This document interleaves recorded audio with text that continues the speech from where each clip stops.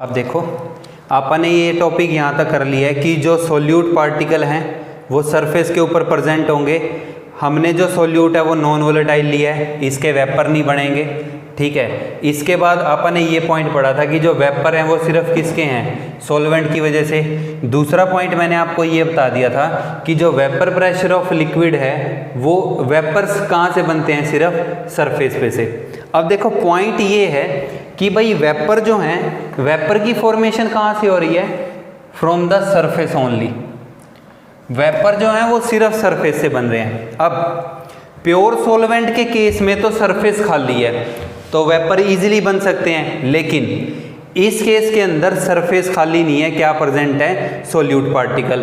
तो solute particle क्या करेंगे, लिक्विड को इजीली बाहर नहीं निकलने देंगे, ठीक है। तो इसका मतलब है कि जब हम किसी भी वोलेटाइल सॉल्वेंट के अंदर नॉन वोलेटाइल सोल्यूट को ऐड करते हैं तो उस केस के अंदर क्या होता है कि वेपर कम बनते हैं, तो इसका मतलब है कि वेपर प्रेशर यहाँ पे क्या होगा, डिक्रीज होगा, ठीक है। तो ये पॉइंट आप नोट डाउन कर सकते हो यहाँ पे कि as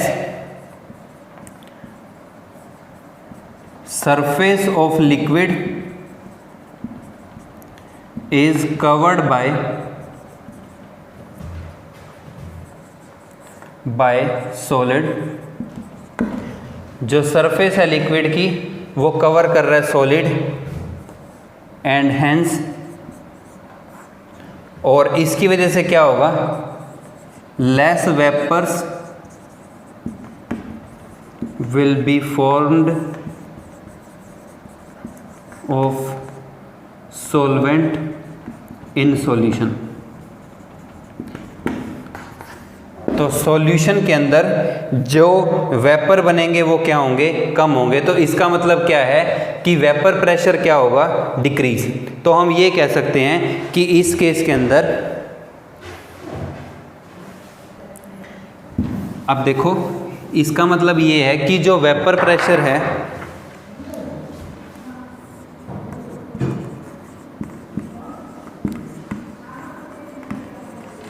vapour pressure of solution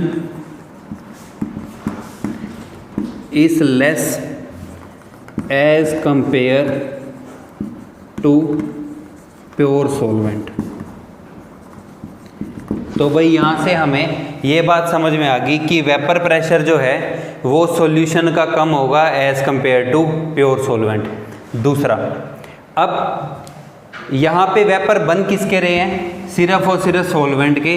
तो आप ये कह सकते हो कि वेपर प्रेशर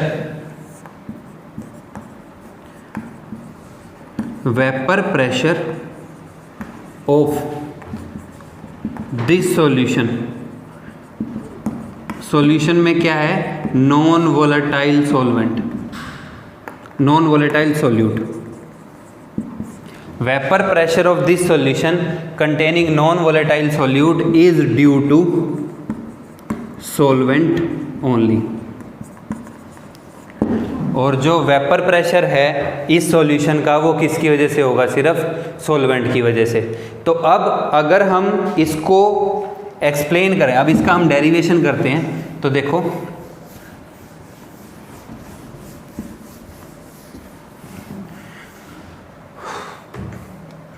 ये अगर हम इसको नोट डाउन करें तो ये बनेगा PS मैं लिख रहा हूँ वेपर प्रेशर ऑफ सॉल्यूशन। और वेपर प्रेशर ऑफ सॉल्यूशन जो है ये किसकी वजह से है, ड्यू टू सॉल्वेंट ओनली। किसकी वजह से है, सिर्फ सॉल्वेंट की वजह से। अब अगर मैं सॉल्वेंट के ऊपर रोल्स लॉ लगाता हूं, on applying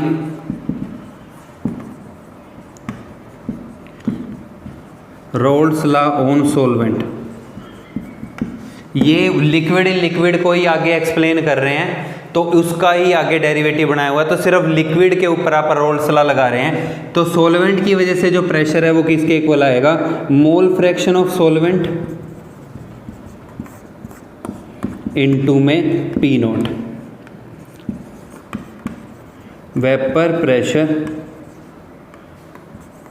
due to pure solvent only,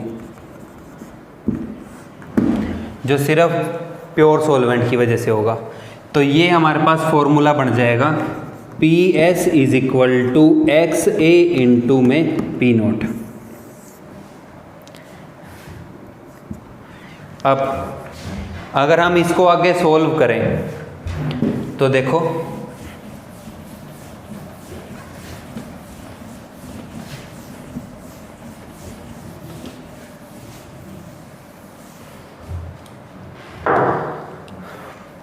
मैं इस PA को नीचे लेके जा रहा हूं, तो PS by P naught A is equal to X of A। XA जो है ये क्या है, mole fraction of solvent, mole fraction of solvent.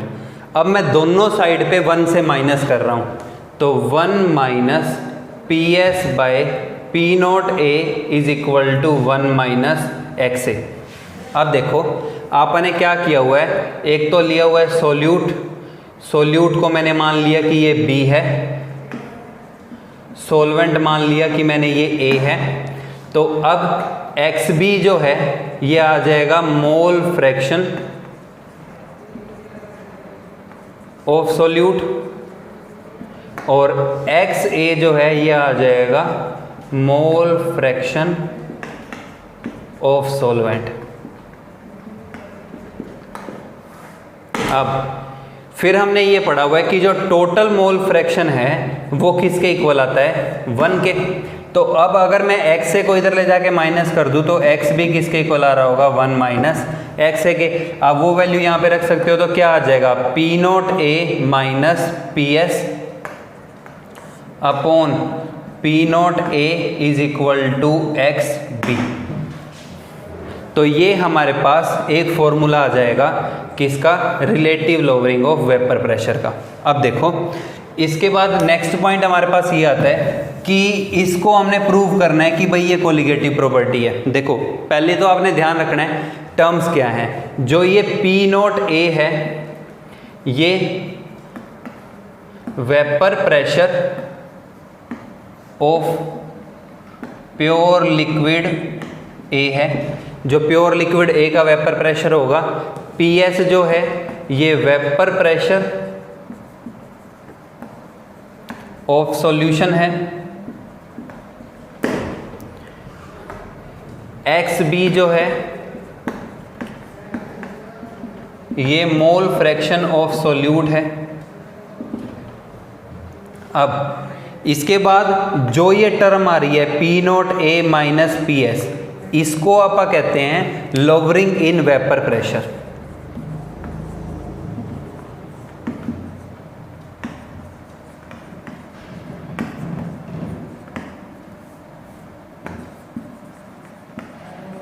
भाई प्रेशर में कितना डिक्रीज हो रहा है, देखो फ्री स्टेट में ज़्यादा था, सॉल्यूशन में कम है, तो कितना डिक्रीज हो रहा है वो किससे निकल जाएगा, P naught A minus PS से। तो लोअरिंग इन वेपर प्रेशर ये आ रहा होगा। जो ये पूरी टर्म है P naught A minus PS upon P naught A, ये टर्म हमारे को बताती है रिलेटिव, जो हमारा टॉपिक है relative lowering in vapour pressure, relative lowering in vapour pressure, ये आ गया भाई। अब इसके बाद अब इसको फॉर्मूले को ओपन करके लिखते हैं। तो देखो मोल फ्रैक्शन का जो फॉर्मूला था वो हम लिखते हैं। अब देखो टर्म हमारे पास ये बन रही है कि P naught A minus PS upon P naught A is equal to XB। अब आपने एक चीज़ का ध्यान रखना है कि जो हम कोलिगेटिव प्रॉपर्टी पढ़ रहे हैं वो वेरी डाइल्यूट सॉल्यूशन के ऊपर एप्लीकेबल है। Colligative properties are only applicable to very dilute solution. Very dilute solution का मतलब क्या होगा कि जहां पे अमाउंट ऑफ सॉल्यूट है जो उसकी वैल्यू बहुत ज़्यादा कम होगी, where amount of solute is very very less. जहाँ पे जो सॉल्यूट का अमाउंट जो है वो बहुत कम है, तो जहाँ पे हम ये टर्म लिख रहे होंगे ना कि number of mole of solute plus number of mole of solvent. अब देखो अगर अमाउंट कम है तो नंबर ऑफ मोल भी कम होंगे, तो हम ये कह सकते हैं कि ये जो टर्म है ये ऑलमोस्ट इक्वल होगी number of mole of solvent के। तो भाई क्वेश्चन सोल्व करते हुए आपने ध्यान रखना है कि हम ये फॉर्मूला जो है, ये टर्म जो है वो यहाँ पे यूज़ करेंगे। अब आप इसको ओपन करके लिख दो, तो भाई P naught A minus P S upon P naught A is equal to mole fraction of solute कैसे निकालते हैं, given mass of solute upon molar mass of solute, इसको एम बी लिख लेते हैं क्योंकि हमने सॉल्यूट को बी लिखा हुआ है, एम बी आप साथ में लिखते रहो। देखो बुक में नोटेशन अलग मिल सकती है, मैं यहाँ पे मान लो कि ए और बी यूज़ कर रहा हूँ, जैसे मैंने ए यूज़ किया हुआ है, बुक में सीधा मिल सकता है। आपको बस फॉर्मूले में जो टर्म है उसका मतलब पता होना चाहिए। तो एम बी जो है ये मोलर मास ऑफ सॉल्यूट है, डब्ल्यू जो है डब्ल्यू ऑफ सॉल्यूट जो है डब्ल्यू ऑफ बी लिख लो इसको भी, फिर इसको कहेंगे molar mass of solute upon W B by M B plus W A by M A. अब एम डब्ल्यू ए क्या होगा, given mass of solvent, solvent का जो मास बता रखा होगा, एम में क्या होगा, मोलर मास ऑफ सॉल्वेंट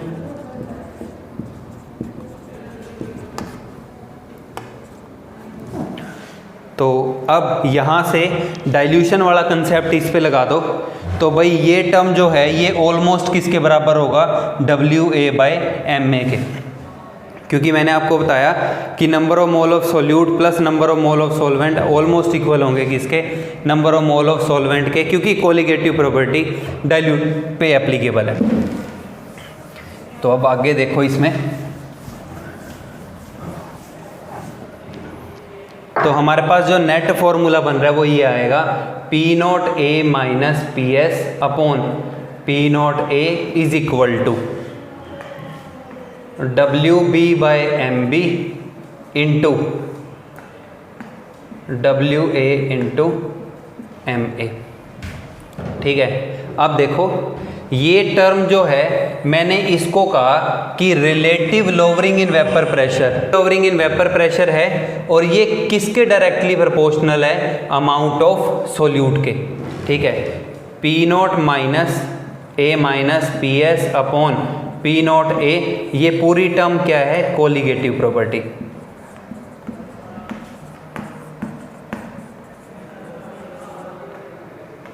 और ये डायरेक्टली प्रोपोर्शनल है किसके, डब्ल्यू बी के, that is mass of solute. अब कोलिगेटिव प्रॉपर्टी की डेफिनेशन हमने पढ़ी थी, तो वो यही था कि किसी भी प्रॉपर्टी को कोलिगेटिव प्रॉपर्टी तब कहते हैं जब वो प्रॉपर्टी जो है वो किस पे डिपेंड करे, मास ऑफ सॉल्यूट पे या अमाउंट ऑफ सॉल्यूट पे। तो भाई ये हमारी पहली टर्म आ रही है, इसको हम कहते हैं relative lowering in vapour pressure. ठीक है, अब इसके बेस पे कुछ न्यूमेरिकल्स हैं जो हम ट्राई करेंगे। ठीक है, ये पहला पॉइंट अपना हो गया। अब देखो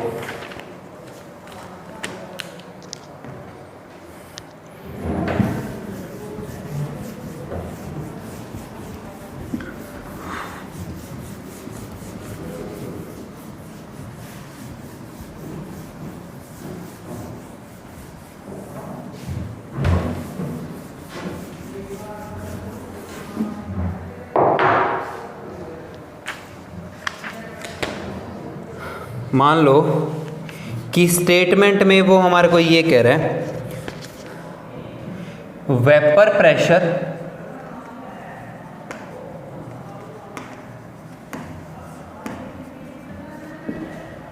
vapour pressure of water at 293 Kelvin is 17.51 mm।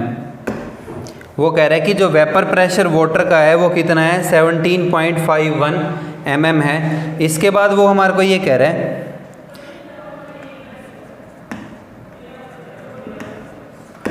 lowering in vapor pressure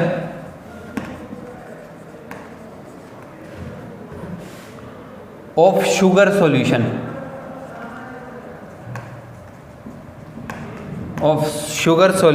is 0.0614 mm। वो कह रहा है कि लोअरिंग इन वेपर प्रेशर ये है, तो पहले वो निकालने के लिए कह रहा है कैलकुलेट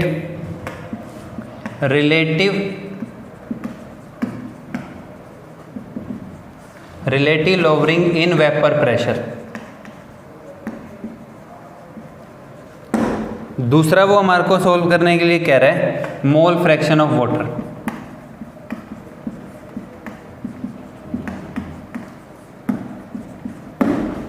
अब आप एक बार फॉर्मूला लिख लो। देखो हमने अभी फॉर्मूला डिराइव ये किया है, P naught A minus P S upon P naught A is equal to XB। ठीक है, मैंने अभी आपको बताया था कि P naught A minus P S, P naught A minus P S जो है ये आपको क्या बता रहा है, लोअरिंग इन वेपर प्रेशर। ये बता रहा है lowering in vapour pressure. P naught A minus P S upon P naught A ये क्या बता रहा है, relative lowering in vapour pressure. अब देखो P नोट, अब उसने हमारे को क्वेश्चन में ये कहा कि vapour pressure of water at 293 kelvin is that, मतलब प्योर सॉल्वेंट का वेपर प्रेशर बता रहा है वो हमारे को। तो इसका मतलब क्या है कि जो हमारे पास P नोट A की वैल्यू है वो गिवन है और वो कितनी है, 17.51 mm है।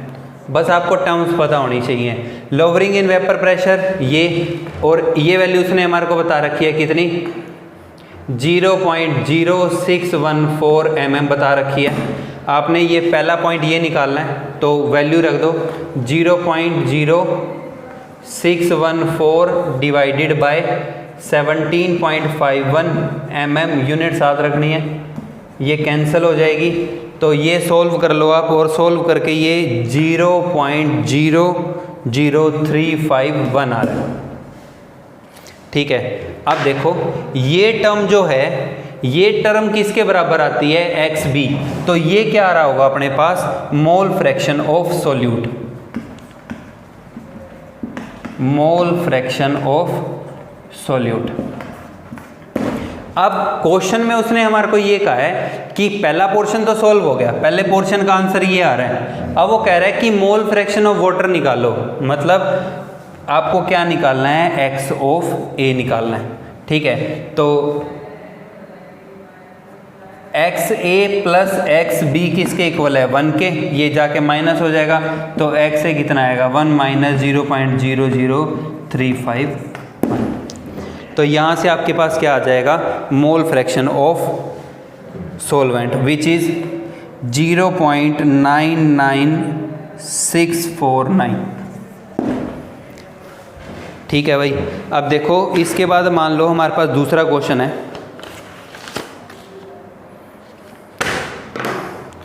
अब देखो स्टेटमेंट क्या है,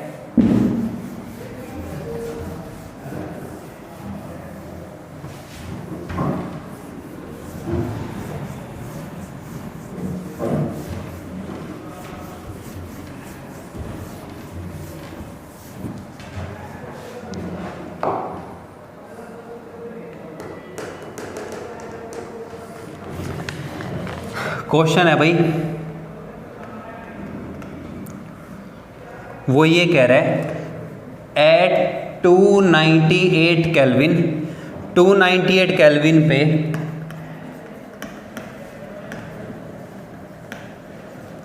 vapour pressure of water is 23.75 mm। वो कह रहे हैं कि 298 केल्विन के ऊपर वाटर का जो वेपर प्रेशर है वो 23.75 mm आता है। इसके बाद वो ये कह रहे हैं कि calculate vapour pressure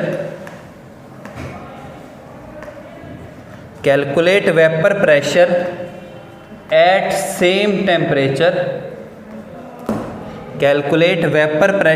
same temperature for 5%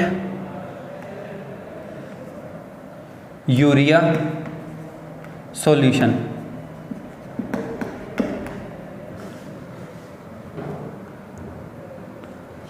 अब देखो स्टेटमेंट में उसने हमारे को ये कहा हुआ है कि 298 केल्विन पे वेपर प्रेशर ऑफ वाटर जो है वो ये बता रखा है उसने। अब सिर्फ वाटर का बता रखा है तो इसका मतलब है आपको क्या बता रखा है उसने, P0A, और ये वैल्यू उसने 23.75 mm ऑफ मरकरी बता रखी है। ठीक है, आपको ध्यान रखना है कि जो मैं पूरी कोलिगेटिव प्रॉपर्टी लेके चल रहा हूँ इसमें मैं A को सॉल्वेंट लेके चल रहा हूँ, ठीक है, और B जो है वो आप सॉल्यूट लेके चलेंगे। अब इस केस में देखो फिर उसने ये कहा कि आपको वेपर प्रेशर निकालना है। वो कह रहे calculate vapour pressure at same temperature for 5% urea solution.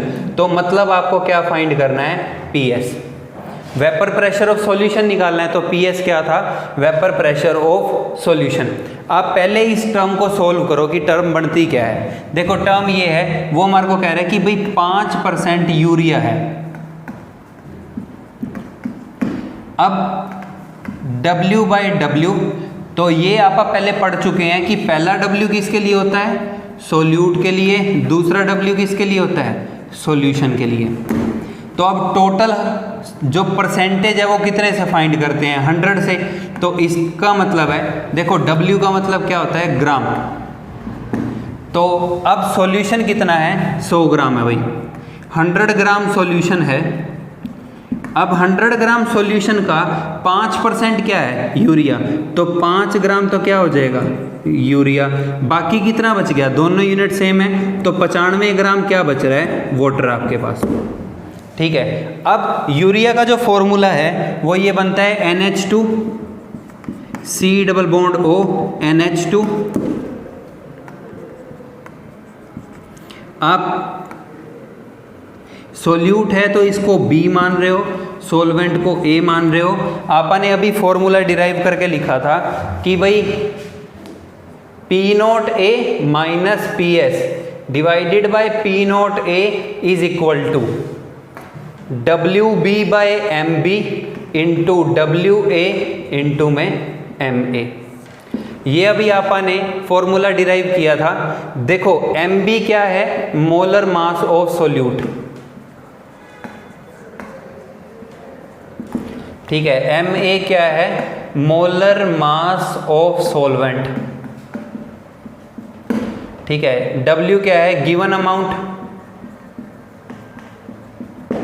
अब उसने हमारे को यूरिया का अमाउंट कितना बता रखा है, 5 ग्राम। अब यूरिया का मोलर मास निकाल लो। तो जब आप यूरिया का मोलर मास निकालोगे, फॉर्मूला लिख लो। तो फॉर्मूला में ये बन रहा है N2H4CO, 2 nitrogen 4 hydrogen 1 carbon 1 oxygen. तो यहाँ से शुरू करें तो नाइट्रोजन का मास 14 इंटू 2 प्लस हाइड्रोजन का मास 1 इंटू 4, कार्बन का मास 12 इंटू 1, ऑक्सीजन का मास 16 इंटू 1। तो 14 इंटू 2 28 प्लस 4 प्लस 12 प्लस 16। तो भाई 28 और 28 56 और 4 60 हो गया। तो इसका जो MB की वैल्यू है, मोलर मास है, वो कितना आएगा, 60। वाटर का मोलर मास कितना होता है, 18।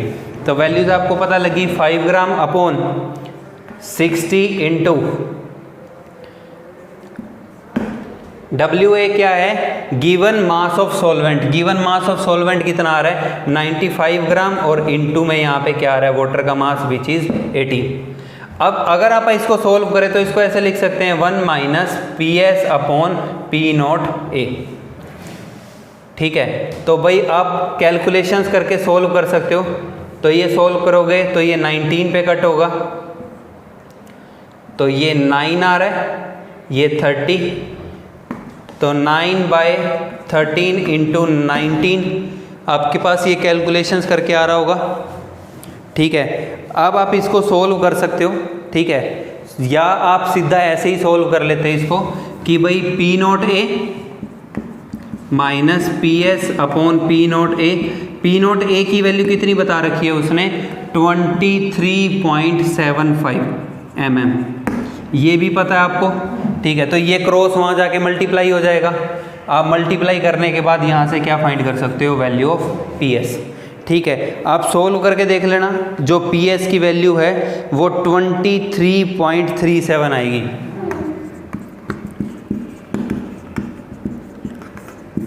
आप कैलकुलेशन करके देख लेना भाई, आपका जो आंसर आएगा वो ये होगा।